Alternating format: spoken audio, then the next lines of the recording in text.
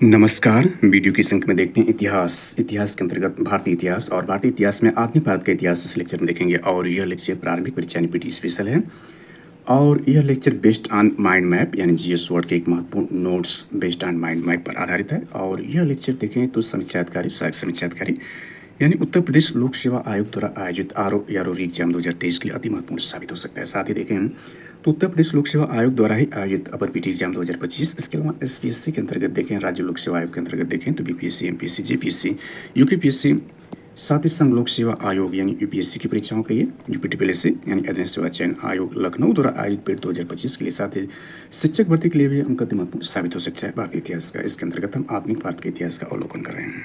इसमें देखें based on mind map पर आधारित यह लेक्चर है। इसके इंडेक्स का पूर्वावलोकन कर लें तो इसके अंतर्गत देखें तो यह प्राचीन भारत का इतिहास यानी एंशियंट इंडियन हिस्ट्री के अंतर्गत जो भी यहाँ महत्वपूर्ण टॉपिक दिखाए गए सारे टॉपिक पर महत्वपूर्ण लेक्चर बना के चैनल पर अपलोड कर दिए गए हैं। आप इस चैनल पर जाकर यानी चैनल को सब्सक्राइब करके वीडियो को लाइक करके सारे लेक्चर को देख सकते हैं। ये सारे लेक्चर इस चैनल के प्लेलिस्ट में भी उपलब्ध हैं। इसके अलावा देखिए मध्यकालीन भारत यानी मिडिल इंडियन हिस्ट्री के अंतर्गत जो भी महत्वपूर्ण टॉपिक दिखाए गए सारे टॉपिक पर महत्वपूर्ण लेक्चर बनाकर इस चैनल पर अपलोड कर दिए गए हैं। आप इस चैनल पर जाकर सारे लेक्चर को देख सकते हैं। इसके अलावा देखें आधुनिक भारत यानी मॉडर्न इंडियन हिस्ट्री को देखें तो इसमें जो भी टॉपिक दिखाए गए सारे टॉपिक पर भी महत्वपूर्ण लेक्चर बनाकर इस चैनल पर अपलोड कर दिए गए हैं। इसमें जो रिसेंट टॉपिक है वो स्वतंत्रता आंदोलन के प्रथम द्वितीय चरण पर विस्तार चर्चा कर चुके हैं। तृतीय आंदोलन भी समाप्त हो चुका है। इसमें कुछ और जानकारी शेष है। स्वतंत्रता आंदोलन उसको कवर करते हैं। इसके बाद गवर्नर जनरल और वायसराय ब्रिटिश सरकार है उसके अंतर्गत जो गवर्नर जनरल और वायसराय थे औपनिवेशिक भारत में, उसको इस लेक्चर में देखेंगे। तो इसमें पूर्व के लेक्चर का पूर्वावलोकन कर लेते हैं। इसमें हमने देख लिया है कि 15 अगस्त 1947 तक जो है 136 देशी रियासतें भारत में शामिल हो चुकी थी, जिसमें 3 रियासतें जो कश्मीर और हैदराबाद और जूनागढ़ रियासतें इसमें शामिल नहीं थी। लेकिन कश्मीर जो है 26 अक्टूबर 1947 को, हैदराबाद और जूनागढ़ 1948 में विलय पत्रों पर हस्ताक्षर कर दिए। हैदराबाद इस रियासतों में सबसे बड़ी रियासत थी और ये 3 रियासतें जो है बाद में भारतीय जो संघ राज था उसमें सम्मिलित कर लिए गए थे। अर्थात कहने का आशय हुआ कि भारतीय स्वतंत्रता युग यानी भारत की स्वतंत्रता मिलने के बाद 1947 से लेकर 1964 के युग में देखें तो तत्कालीन समस्या यही थी। तत्कालीन समस्या देशी रियासतों का भारत में विलय करना शामिल था। 3 समस्याएं थी, पहली तत्कालिक, दूसरी मध्यकालीन और तीसरी दीर्घकालिक समस्या। तत्कालिक समस्या में रजवाड़ों का विलय इसके अंतर्गत ये जो शामिल किया गया था उसमें हमने देखा था कि जो राष्ट्रीय अस्थायी सरकार ने 27 जून 1947 ईस्वी को सरदार पटेल ने नवगठित रियासत विभाग का अतिरिक्त कार्यभार संभाल लिया था। उनके मुख्य सहायक सचिव BP मेनन थे। सरदार पटेल ने भारतीय रजवाड़ों को देशभक्ति को ललकारा। उनसे अनुरोध किया कि वे भारतीय संघ में अपनी रक्षा ध्यान देना है। भारतीय संघ में 3 चीज़ों को शामिल करने की बात कहे थे, रक्षा यानी डिफेंस, विदेशी मामले और संचार व्यवस्था भारत अधीनस्थ बनाकर सम्मिलित हो जाए। 15 अगस्त 1947 तक केवल जूनागढ़, यहाँ पर देख सकते हैं जूनागढ़, जम्मू कश्मीर तो हैदराबाद को छोड़कर सभी रजवाड़े भारत में शामिल हो गए। अब इन्हीं 3 रजवाड़ों के विलय की मुख्य समस्या थी जिसको उन्होंने सॉल्व कर लिया था। जूनागढ़ को हमने देखा कि जूनागढ़ जो है जूनागढ़ सौराष्ट्र के तट पर एक छोटी सी रियासत थी जो चारों तरफ ओर से भारतीय विभाग से घिरी हुई थी। और हैदराबाद को हमने देख लिया था कि यह भारत की सबसे बड़ी रियासत है जो चारों तरफ से भारतीय विभाग से घिरी हुई थी।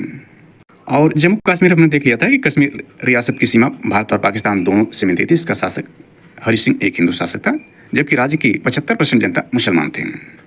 तो तत्कालिक समस्याओं में यह भारतीय रजवाड़ों का विलय करना, दूसरा सांप्रदायिक दंगों पर नियंत्रण करना था, तीसरा पाकिस्तान से आए 60 लाख शरणार्थियों का यानी रिफ्यूजी का पुनर्वास करना था। इसके बाद भारत पाकिस्तान सीमा का निर्धारण भी करना था तत्कालिक समस्याओं में शामिल। तो इसका जो निर्धारण किया गया था वह न्यायमूर्ति रेडक्लिफ ने किया था।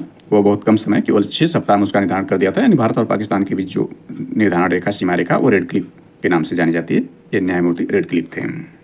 इसके बाद तत्कालिक समस्याओं में नौकरशाही था, कुछ अन्य सेवाओं का समाधान करना था, सैनिक सामग्री तथा सैनिकों का बंटवारा भी था, नगद शेष का विभाजन था, जिसके अंतर्गत जो भारत ने पाकिस्तान को 55 करोड़ रुपए अदा किए थे। क्योंकि महात्मा गांधी ने जो 18 जनवरी 1948 को जो है अनशन कर दिया था, 18 जनवरी 1948 को अपना अनशन तोड़ा, यानी अनशन पर थे जब पाकिस्तान को 55 करोड़ रुपये जाने का बात मान ली गई थी। इसी के बाद जो है पाकिस्तान जो है अपना रिजर्व बैंक 1948 में बनाता है। इसके पंजाब नहर के पानी का बंटवारा भी तत्कालिक समस्या में शामिल है। सिंधु जल विवाद भी तत्कालिक समस्या में शामिल था। महात्मा गांधी की हत्या 30 जनवरी 1948 को कर दी जाती है, तत्कालिक समस्या में शामिल है। अभी देखें उस दौरान के जो सिंधु नदी जल विवाद था वो वर्तमान में देखें तो जो पहलगाम पर आतंकी हमला पाकिस्तान प्रायोजित किया गया था 22 अप्रैल 2025 को, उसके बाद भारत ने 7 मई 2025 को ऑपरेशन सिंदूर के अंतर्गत जो है आतंकवादियों के ठिकानों को नष्ट कर दिया था और आतंकवादियों को भी नष्ट कर दिया था, और इससे जो आतंकवाद पराजित जो देश पाकिस्तान था उसको भी करारा जवाब भारत ने दिया था। तो इसमें सिंधु जल विवाद जो है वर्तमान में प्रासंगिक था।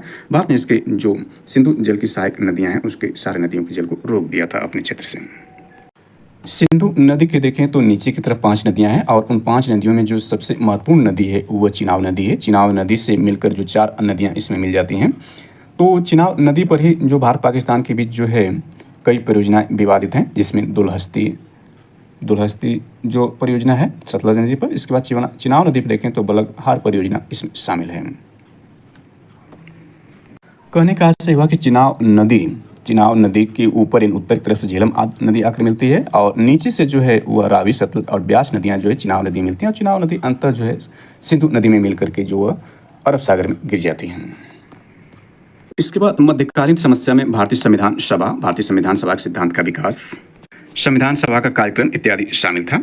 तो हमने संविधान सभा जो मध्यकालीन समस्या थी उसको समझ लिया था, संविधान सभा के बारे में विस्तार से समझ लिया। यानी अंतरिम सरकार के अंतर्गत हमने देखा था कि जो 9 दिसंबर 1946 को संविधान सभा की प्रथम बैठक हुई, अस्थायी अध्यक्ष डॉक्टर सच्चिदानंद सिन्हा को के प्रधानी की सलाह पर, जबकि अस्थायी अध्यक्ष इनके 2 ही दिन बाद जो है डॉक्टर राजेंद्र प्रसाद को बनाया जाता है। लीग ने संविधान सभा का विरोध किया था।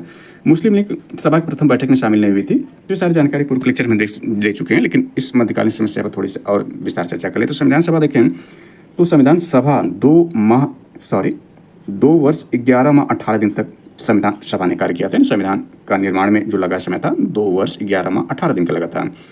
कुल इसमें 11 बैठकें, और फाइनली बैठक जो थी 24 जनवरी 1950 को 12वीं बैठक थी। कुल मिलाकर 12 बैठकें इसमें आयोजित की गई थी। लगभग 60 देशों के संविधानों का अवलोकन इसमें किया गया था। प्रारूप पर 114 दिनों तक विचार किया गया था संविधान सभा के। संविधान सभा के अन्य महत्वपूर्ण कार्यों को यहाँ रेखांकित कर लें तो देखें संविधान सभा की जो महत्वपूर्ण कार्य है उसमें देखें तो अंतरिम संसद के रूप में कार्य किया है। यानी संविधान सभा जो है यह अंतरिम संसद के रूप में कार्य किया। 26 जनवरी 1950 से 1951-52 के आम चुनाव तक इसने अंतरिम सरकार के रूप में कार्य किया था। इसका गठन हमने देखा था कि 9 दिसंबर 1946 में किया गया था, और आज़ादी जो मिली थी इसमें देखें 15 अगस्त 1947 को भारत की आज़ादी मिली थी। इसके बाद भी भारत में जो संविधान लागू किया गया था, यानी 26 जनवरी 1950 से 1951-52 के आम चुनाव तक जो है अंतरिम संसद के रूप में जो संविधान सभा ने कार्य किया था। मई 1949 में राष्ट्रमंडल में भारत की सदस्यता का सत्यापन संविधान सभा ने कराया था। 22 जुलाई 1947 को राष्ट्रीय ध्वज अपनाया था। यानी राष्ट्रीय ध्वज जो तिरंगा है उसको संविधान सभा ने 22 जुलाई 1947 को अपनाया था। 24 जनवरी 1950 को राष्ट्रीय गान को स्वीकार किया था संविधान सभा ने। 24 जनवरी 1950 को राष्ट्रीय गीत को भी संविधान सभा ने स्वीकार किया था। 24 जनवरी 1950 को इसकी अंतिम बैठक हुई थी। उसी दिन जो देखें तो 2 महत्वपूर्ण स्वीकार कार्य किया था इसने। 24 जनवरी 1950 को राष्ट्रीय गान और राष्ट्रीय गीत को स्वीकार किया था। 24 जनवरी 1950 को डॉक्टर राजेंद्र प्रसाद को भारत के पहले राष्ट्रपति के रूप में चुना गया था। ये तो संविधान सभा के अन्य महत्वपूर्ण कार्यों में शामिल था। इसके बाद अंतरिम सरकार को हमने महत्वपूर्ण रूप से समझ लिया है। यहाँ पर देखना चाहें तो वल्लभ भाई पटेल, गृह सूचना प्रसारण मंत्रालय, ये सारी जानकारी हम दे चुके हैं पूर्व के लेक्चर में। इसमें जो 9 हैं वो कांग्रेस से थे, 6 इसमें 5 जो है मुस्लिम लीग से, कुल मिलाकर 15 जो है अंतरिम सरकार में मंत्री थे। यानी इसमें 9 जो है कांग्रेस से, 5 जो है यह मुस्लिम लीग से, तो कुल मिलाकर 14 थे। इन 9 में देखें तो 6 कांग्रेस से थे, 6 इसमें जो है एक ईसाई, एक सिख और एक जो देखें वो एक अन्य सदस्य था, उस पर हमने चर्चा कर लिया। इसके बाद देखें तो इसमें स्वतंत्रता अधिनियम 1947 का जो स्वतंत्रता अधिनियम था इस पर भी हमने विस्तार चर्चा कर लिया था, लेकिन इसके महत्वपूर्ण बातों को इसमें शामिल।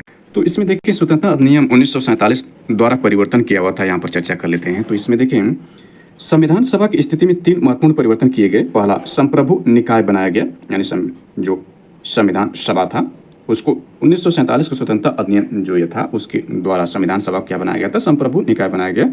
एक विधायिका बनाया गया संविधान सभा को। मुस्लिम लीग के सदस्य भारतीय संविधान सभा से अलग हो गए थे।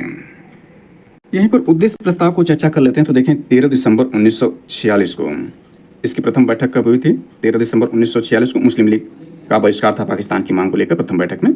तो उद्देश्य प्रस्ताव 13 दिसंबर 1946 यानी इसके 4 दिन बाद जेएल नेहरू यानी जवाहरलाल नेहरू सभा में पेश किया। इसमें संवैधानिक संरचना के ढांचे और दर्शन की झलक थी।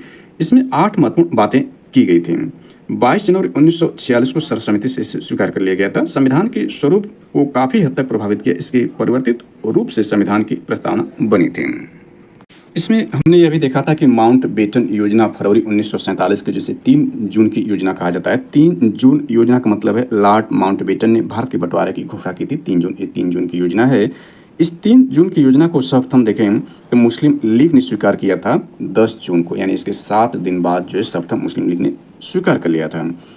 और भारतीय राष्ट्रीय कांग्रेस को देखें तो इसने जो है 14 जून को, यानी कांग्रेस ने भी 3 जून की योजना को स्वीकार कर लिया था, यानी इसके 11 दिन बाद या मुस्लिम लीग के स्वीकार करने के 7 दिन बाद, यानी इसमें 10 जून को मुस्लिम लीग स्वीकार करती है और 14 जून को जो है कांग्रेस ने भी 3 जून की योजना को स्वीकार कर लिया था, यानी मुस्लिम लीग के 4 दिन बाद कांग्रेस ने इसे स्वीकार कर लिया था। जबकि 14 जुलाई को अंग्रेजी संसद में भारतीय स्वतंत्रता विधेयक प्रस्तुत किया गया था। 18 जुलाई को भारतीय स्वतंत्रता अधिनियम को शाही स्वीकृति मिली थी और 14 अगस्त को पाकिस्तान बना था और 15 अगस्त को भारत स्वतंत्र हुआ था।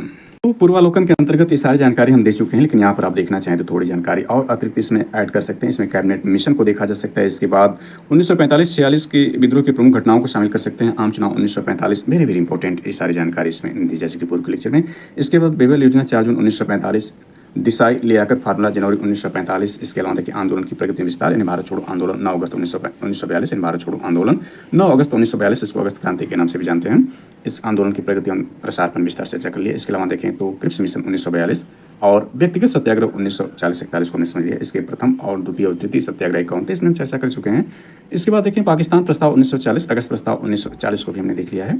इसके अलावा आज़ाद हिंद फौज यानी इंडियन नेशनल आर्मी और द्वितीय विश्व युद्ध को हमने विस्तार समझ लिया है। यानी इंडियन नेशनल आर्मी का मतलब हो गया INA, इंडियन नेशनल आर्मी। इससे मिलता जुलता IRA का गठन सूर्य सेन ने किया था, यानी इंडियन रिपब्लिकन आर्मी का गठन सूर्य सेन जी ने किया था। जबकि INA का गठन देखें तो कैप्टन मोहन सिंह द्वारा गठित किया गया। इससे संबंधित राज बिहारी बोस, सुभाष चंद्र बोस इत्यादि सम्मिलित थे। ये महत्वपूर्ण हम चर्चा कर चुके हैं। इसके अलावा हमने देखा अगस्त प्रस्ताव जो है 1940 का अगस्त में है और अगस्त क्रांति जो भारत छोड़ो आंदोलन को अगस्त क्रांति के नाम से जानते हैं। सारी जानकारी हम देख चुके हैं। तो इस सारे लेक्चर को आप जाकर इस चैनल पर देख सकते हैं। इसके बाद बॉम्बे मैनिफेस्टो 1936, कांग्रेस समाजवादी पार्टी 1934 को हमने देख लिया है। कांग्रेस का हरिपुरा एवं त्रिपुरा अधिवेशन जो देखें तो महत्वपूर्ण से सुभाष चंद्र बोस से संबंधित है। हरिपुरा में महात्मा गांधी जी सुभाष चंद्र बोस को स्वयं अध्यक्ष बनाते हैं, जबकि त्रिपुरी में उनको हटाना चाहते हैं। तो ये सारी जानकारी हम देख चुके हैं। विभिन्न प्रांतों में किस सरकारें, इसके बाद प्रांतीय चुनाव 1937, 1934 के केंद्रीय विधानसभा चुनाव को हमने समझ लिया है। गांधी जी द्वारा हर जन हेतु उठाए गए प्रमुख कदमों को भी हमने महत्वपूर्ण समझ लिया। इसके बाद पुनः समझौता की महत्वपूर्ण बातों को हमने शामिल कर लिया है। डांडी मार्च यानी सविनय अवज्ञा आंदोलन के जो प्रथम चरण है डांडी मार्च से शुरू होता है, इसमें चर्चा कर लिया है। सांप्रदायिक निर्णय 16 अगस्त 1932 को भी हमने समझ लिया। इसका विस्तार किस प्रकार से, सारी जानकारी पूर्व के लिए दी जा चुकी है। इसके अलावा देखें यहाँ पर जो है कांग्रेस का लाहौर अधिवेशन वेरी वेरी इंपॉर्टेंट है। कांग्रेस का लाहौर अधिवेशन 1929। इसके बाद देखें तो 1931 में कांग्रेस का जो होता है कराची अधिवेशन, दोनों अधिवेशन वेरी वेरी इंपॉर्टेंट एग्जाम के लिए। इसमें देखें तो सर्वप्रथम जो है वह स्वदेशी या स्वदेश पूर्ण स्वराज की मांग की जाती है और इसी दौरान जो है 26 जनवरी 1930 को देश भर में प्रथम स्वतंत्रता दिवस मनाया जाता है। जबकि कराची अधिवेशन 1931 का जो होता है उसमें जो है मौलिक अधिकारों की मांग की जाती है। कांग्रेस के लाहौर अधिवेशन की अध्यक्षता जो है जवाहरलाल नेहरू जी करते हैं, जबकि कराची का जो अधिवेशन की अध्यक्षता जो है वह सरदार वल्लभ भाई पटेल जी करते थे। वेरी वेरी इंपॉर्टेंट जानकारी पूर्व के लेक्चर दी चुकी है। इसमें प्रथम, द्वितीय और तृतीय गोलमेज सम्मेलन और उसके बीच की महत्वपूर्ण घटनाओं को हमने विस्तार चर्चा कर लिया है। इसके अलावा देखें तो यहाँ पर जो है सामेन कमीशन की सिफारिश 1930 में प्रकाशित की गई। इसी के अंतर्गत हमने नेहरू रिपोर्ट को भी समझा था। जिन्ना की 14 महत्वपूर्ण मांगों को हमने चर्चा किया था। इसमें गांधी जी की 11 महत्वपूर्ण बातों को भी या मांगों को हमने शामिल किया था। तो ये सारी जानकारी पूर्व लेक्चर में दी जा चुकी है। इसके अलावा पूर्वावलोकन में इसको भी देख सकते हैं। हिंदुस्तान सोशलिस्ट रिपब्लिकन एसोसिएशन द्वारा केंद्रीय विधानसभा बम घटना 8 अप्रैल 1930 बंगाल में क्रांतिकारी ये घटना, यानी दूसरी धारा यह जो थी, प्रथम धारा उत्तर भारत, द्वितीय धारा देखें तो बंगाल में। इस पर हमने चर्चा कर लिया था कि प्रथम धारा देखें 2 धाराएं, पहली धारा पंजाब यूपी बिहार से, दूसरी धारा बंगाल में थी। तो पहली धारा के अंतर्गत सारी जानकारी दी जा चुकी है और द्वितीय धारा के अंतर्गत बंगाल में देखें तो चटगांव लूट शस्त्रागार था। इसमें हमने महत्वपूर्ण चर्चा कर लिया। आप इसको लेक्चर इस चैनल पर जाकर देख सकते हैं। इसके बाद स्वराज पार्टी का गठन देखें 1923 में गठन किया जाता है और 1930 में इस पार्टी का विघटन हो जाता है। ये सारी जानकारी पूर्व लेक्चर में दे चुके हैं। ये आप इस लेक्चर जाकर इस चैनल पर जाकर सारी जानकारी देख सकते हैं। इसके बाद असहयोग आंदोलन को हमने देखा था और जो खिलाफत का मुद्दा को भी हमने महत्वपूर्ण समझ लिया है।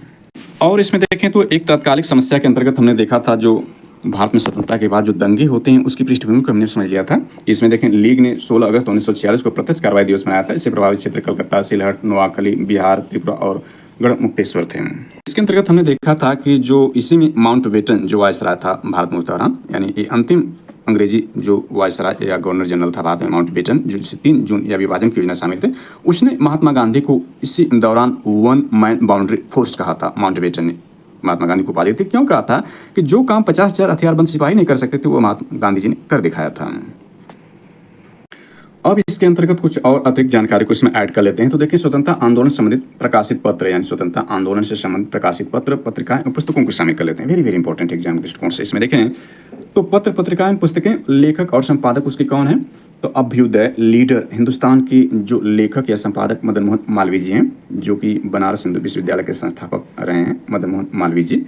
तो यह अभ्युदय लीडर हिंदुस्तान के जो है लेखक या संपादक हैं। इनके बारे में देखें तो जो आपका जलियांवाला बाग हत्याकांड हुआ था उसके बाद जो है कांग्रेस ने जो तहकीकात कमेटी बनाई थी उसके अध्यक्ष मदन मोहन मालवीय जी को ही बनाया गया था। हमने पूर्व में चर्चा कर लिया है।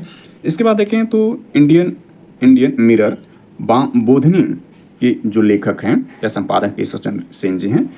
इंडिपेंडेंट के लेखक देखिए तो मोतीलाल नेहरू जी हैं। हमने देखा कि CR दास जी यानी चित्तरंजन दास जी, जिनको देशबंधु के नाम से जानते हैं, जो कि सुभाष चंद्र बोस जी के राजनीतिक गुरु थे, ये दोनों मिलकर जो है स्वराज पार्टी का गठन करते हैं। हमने पूर्व में चर्चा कर लिया था, इस लेक्चर में समझने का प्रयास किया था। तो इंडिपेंडेंस जो पुस्तक है या जो पत्र पत्रिकाएं हैं, इनके लेखक मोतीलाल नेहरू जी हैं। काल जो है इसके रचनाकार देखें तो परांजपे जी हैं। कामरेड हमदर्द के लेखक या संपादक देखें तो मोहम्मद अली हैं। ध्यान देना, मोहम्मद अली हैं। जो मोहम्मद अली और शौकत अली जो हैं यह खिलाफत आंदोलन से जुड़े हुए हैं। मोहम्मद अली को सर्वप्रथम देखें तो असहयोग आंदोलन के दौरान इनको गिरफ्तार किया गया था। हमने इस पर चर्चा कर लिया है। तो इसमें कामरेड और हमदर्द के जो लेखक हैं मोहम्मद अली हैं। इसमें जिन्ना नहीं है, ये अलग हैं, मोहम्मद अली। केसरी मराठी, मराठा या महरट्टा अंग्रेजी में, और गीता रहस्य बाल गंगाधर तिलक जी ने लिखा है, जिसको अर्नेस्ट सरोल ने भारतीय अशांति का जनक इनको कहा था। हमने वेरी वेरी इंपॉर्टेंट इनके बारे में चर्चा कर लिया है। इसके बाद कर्मयोगी, युगांतर, वंदे मातरम, लाइफ डिवाइन और सावित्री के लेखक देखें तो अरविंद घोष जी हैं। नेशन द हितवाद अंग्रेजी साप्ताहिक है, यानी वीकली जो पत्रिकाएं या पुस्तक हैं, इसको ये बल्कि ये पत्रिकाएं ही हैं कि द नेशन यानी नेशन द हितवाद अंग्रेजी की साप्ताहिक है। ये गोपाल कृष्ण गोखले जी, जो कि महात्मा गांधी के पॉलिटिकल या राजनीतिक गुरु बने थे या हैं। जबकि इनके स्वयं देखें पॉलिटिकल गुरु जो है वह MG राणा डे जी जो है गोपाल कृष्ण गोखले जी के राजनीतिक गुरु थे। इसके बाद देखें Bengali a nation in making के जो संपादक या रचनाकार जो सुरेंद्र नाथ बनर्जी जी हैं। भवानी मंदिर के देखें जो रचनाकार हैं या लेखक हैं बरिंद्र कुमार घोष जी हैं। Young India, Harijan, Navajivan, Hind Swaraj, my experiment truth, ये ऑटोबायोग्राफी महात्मा गांधी जी के, तो इसके लेखक सारे के संपादक या लेखक जो महात्मा गांधी जी हैं। इसके बाद देखें जो भारतीय नवजागरण के अग्रदूत माने जाते हैं राजा राममोहन राय जी द्वारा देखें पुस्तकें जो संपादित की गई उसमें संवाद कौमुदी है। सोम प्रकाश जो है ईश्वरचंद्र विद्यासागर जी की रचना है। अमृत बाजार पत्रिका देखें तो शिशिर कुमार घोष जी की पत्रिका या बुक है। कॉमन हिल न्यू इंडिया एनिवेसेंट जी को देखें तो इन्होंने होम रूल लीग आंदोलन शुरू किया था। इन सब देखें तो तिलक जी ने किया था, बाल गंगाधर तिलक जी ने किया था। उसके 5 महीने बाद एनिवेसेंट जी ने किया था। तो एनिवेसेंट को ये ध्यान रखें कि 1917 में जो है 1917 में जो कलकत्ता में एडमिशन हुआ उसकी अध्यक्षता एनी बेसेंट जी ने किया था। और ये आयरिश महिला थी जो कांग्रेस की प्रथम महिला अध्यक्ष बनी थी, एनी बेसेंट जी। और इससे पूर्व का जो था वह लखनऊ जो समझौता था 1916 में, इसकी अध्यक्षता अंबिका चरण मौजूदा ने की थी। वेरी वेरी इंपॉर्टेंट ये समझौता था जो लखनऊ में 21वां हुआ था 1916 का। इसी में कांग्रेस लखनऊ, इसको लखनऊ समझौता कहते हैं। इसमें कांग्रेस और मुस्लिम लीग के बीच समझौता हुआ था। इसमें गरम दल और नरम दल को एक हो गए थे, जो कि सूरत अधिवेशन 1917 जिसमें रास बिहारी घोष जी ने अध्यक्षता किया था। यानी देखें तो 1917 रास बिहारी घोष की अध्यक्षता में किया गया था। यह सूरत में 23वां अधिवेशन था। इसी में जो है गरम दल और नरम दल विभाजित हो गए थे, जो कि बाद में 1916 में अंबिका चरण मौजूदार की अध्यक्षता में लखनऊ समझौता में ये दोनों मिल गए थे। तो इस पर हमने चर्चा कर लिया है। यहाँ पर आगे चलते हैं, तब विस्तार हो जाएगा। फिर हिंदुस्तान देखें तो इस तारकनाथ जी ने लिखा है या इनकी पुस्तक या संपादन किया है। इसके बाद द रेवोल्यूशनरी देखें तो सचिन चंद्र सन्याल जी ने लिखा है या संपादित किया है। इसके अलावा देखें poverty and un British rule India, Rast Goftar देखें Dadabhai Naoroji ji, the grand old man of India को कहा जाता है। इंडिया डिवाइडेड देखें तो राजेंद्र प्रसाद जी, डॉक्टर राजेंद्र प्रसाद जी, हमने देखा था अंतरिम सरकार में भी इनको मंत्रालय प्राप्त किया गया था। स्वतंत्रता के बाद यह भारत के जो ये प्रथम राष्ट्रपति बने थे और लगातार 2 कार्यकाल के लिए यह राष्ट्रपति बनाए गए थे। इसके बाद देखें तो इंडिया डिवाइडेड के लेखक देखें तो ये डॉक्टर राजेंद्र प्रसाद हमने देख लिया है। और इसके बाद अंतरिम सरकार में हमने देखना चाहा था, तो यहाँ पर देख सकते हैं अंतरिम सरकार में यह डॉक्टर राजेंद्र प्रसाद को देखें तो खाद्य एवं कृषि मंत्रालय दिया गया था। इसके बाद देखें तो अनहैप्पी इंडिया जो लिखा है लाला लाजपत राय जी ने लिखा है। इसमें हमने विस्तार समझ लिया था कि जो गरम दल के 3 महत्वपूर्ण जो नेता थे, इसमें लाल बाल पाल जी थे, उसमें लाला लाजपत राय जी महत्वपूर्ण शामिल थे, जिसमें साइमन कमीशन का इन्होंने लाहौर में विरोध किया था। और सैंडर्स द्वारा जो है लाठीचार्ज के बाद जो है इनकी मृत्यु हो गई थी लाला लाजपत राय जी की। इसमें विस्तार से चर्चा कर लिया है। और यह एकमात्र जो है यह कांग्रेस की अध्यक्षता करने वाले व्यक्ति थे, यानी जो गरम दल के नेता लाल बाल पाल जी थे, उसमें मात्र एक ही ये थे जिन्होंने कांग्रेस की अध्यक्षता किए थे। इसमें जो देखें तो सितंबर 1920 ईस्वी में कलकत्ता में लाला लाजपत राय की अध्यक्षता में कांग्रेस का विशेष अधिवेशन की इन्होंने नेतृत्व किया, इसमें असहयोग का प्रस्ताव स्वीकार किया गया था। इसके बाद देखें तो यह आपका यानी अनहैप्पी इंडिया को हमने देख लिया। इसके बाद इंडिया विंस फ्रीडम, गुब्बारे खातिर अल हिलाल का देखें तो अबुल कलाम आज़ाद जिन्हें इसकी रचना संपादन किया। अबुल कलाम आज़ाद के बारे में देखें तो यह कांग्रेस के सबसे युवा अध्यक्ष बने थे 1923 में, और यह सबसे लंबे समय तक भी कांग्रेस के अध्यक्ष रहे थे, यानी द्वितीय विश्व युद्ध के दौरान 1940 1946 ईस्वी तक जो है यह अबुल कलाम आज़ाद कांग्रेस के अध्यक्ष रहे। इसके बाद discovery of India, very very important है। Glimpses of world history and autobiography देखें तो जवाहरलाल नेहरू जी इसके रचनाकार या संपादक हैं, वेरी वेरी इंपॉर्टेंट है। जो कि आज़ादी के बाद देखें तो भारत के प्रधानमंत्री बनते हैं, और जो आपका लाहौर अधिवेशन की अध्यक्षता यहीं करते हैं, तो वेरी वेरी इंपॉर्टेंट। और प्रथम जो अधिवेशन फैजपुर में जो गाँव में आयोजन होता है उसकी अध्यक्षता भी जवाहरलाल नेहरू जी करते हैं। इसके बाद देखें तो यह है हिंट्स फॉर सेल्फ कल्चर के रचनाकार लाला हरदयाल जी हैं, हमने देखा गदर आंदोलन से संबंधित महत्वपूर्ण नेता हैं। इंडियन अर्नेस्ट के लेखक देखें तो सर वैलेंटाइन सिरोल है। इन्होंने बाल गंगाधर तिलक जी को जो भारतीय अशांति का जनक कहा था, यानी इसने कहा था इसको बाल गंगाधर तिलक जी को। India for Indians the way to Swaraj, इसके रचनाकार चित्ररंजन दास जी जिनको देशबंधु के नाम से जानते हैं। वार ऑफ इंडियन इंडिपेंडेंस के रचनाकार वीर सावरकर जी हैं, very very important. Veer Savarkar ji को हमने देखा था जो आपका है गुप्त संगठन, अभिनव भारत, मित्र मेला इत्यादि इनसे संबंधित हमने इस पर चर्चा कर लिया है, आप लेक्चर में जाकर देख सकते हैं। इसके बाद देखें तो home and the world Gitanjali, यानी होम एंड द वर्ड और गीतांजलि के लेखक या रचनाकार या संपादक हैं तो रविन्द्रनाथ ठाकुर जी हैं, जिनको देखें 1914 में पहली बार जो है साहित्य में नोबेल पुरस्कार दिया गया था। यह प्रथम देखें तो एशियन व्यक्ति थे जिनको साहित्य में नोबेल पुरस्कार दिया गया था। नील दर्पण देखें तो यह दीन बंधु मित्र को के रचनाकार या संपादक किसके हैं? सीजे वतन कर्मभूमि शतरंज के खिलाड़ी के रचनाकार प्रेमचंद्र, मुंशी प्रेमचंद जी हैं। वागे दरा तराने हिंद के रचनाकार या संपादक मोहम्मद इकबाल जी हैं, जिसके एक बार देखें तो मुस्लिम लीग की अध्यक्षता जो है यहीं किए थे, मोहम्मद इकबाल जी ने किया था। इसके बाद इसमें देखते हैं तो भारत भारती के रचनाकार जो मैथिली शरण गुप्त जी हैं, वेरी वेरी इंपॉर्टेंट है। इसके बाद भारत दूरदशा के देखें रचनाकार या संपादक जो हैं इसके भारतेंदु हरिश्चंद्र जी हैं। कांग्रेस के इतिहास के रचनाकार देखें तो पट्टाभी सीतारमैया जी हैं, यहीं देखें त्रिपुरी संकट से यहीं संबंधित है। त्रिपुरी संकट में महात्मा गांधी जी इनको अध्यक्ष बना चाहते थे 1939 में, यानी द्वितीय विश्व युद्ध के समय, जिसमें सुभाष चंद्र बोस जी इससे पूर्व यानी 1938 सारीपुरा अधिवेशन की अध्यक्षता कर चुके थे।